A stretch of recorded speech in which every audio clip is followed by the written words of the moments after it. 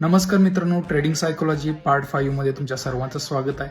आज आपण बघणार आहे ओव्हर ट्रेडिंग का होतं, रिव्हेंज ट्रेडिंग का होतं आणि त्याच्या मागचं सायकोलॉजिकल कारण.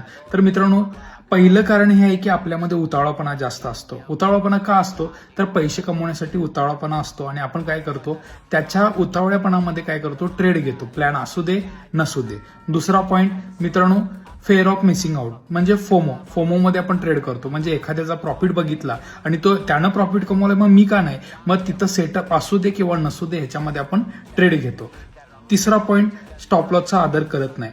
एकदा स्टॉप लॉस गेला म्हणजे मार्केट आपल्या सेटअपनुसार नाही आहे हे ऍक्सेप्ट करणं गरजेचं आहे. तरी पण स्टॉप लॉस जाऊन पण पुन्हा ट्रेड करत राहणे हे म्हणजे रिव्हेंज ट्रेडिंग. आणि तिसरं म्हणजे बोर्डम म्हणजे काय मित्रांनो, सेटअप असू दे किंवा नसू दे, स्क्रीन समोर जे आपण बसतो त्यावेळी आपल्याला वाटतं याला उगाच बसलोय, काहीतरी एखादा ट्रेड करूया म्हणून आपण तो ट्रेड प्लॅन करतो. हा बोर्डम म्हणजे माइंडचा तुमचा एक वीक पॉइंट आहे आणि त्याच्यामुळे तुम्ही सेटअप नसताना पण ट्रेड करता. मित्रांनो, ह्या चुका जर तुम्ही करत असाल तर आत्ताच थांबा आणि तुमचं ट्रेडिंग सायकोलॉजी बिल्डअप करा. Thank you so much.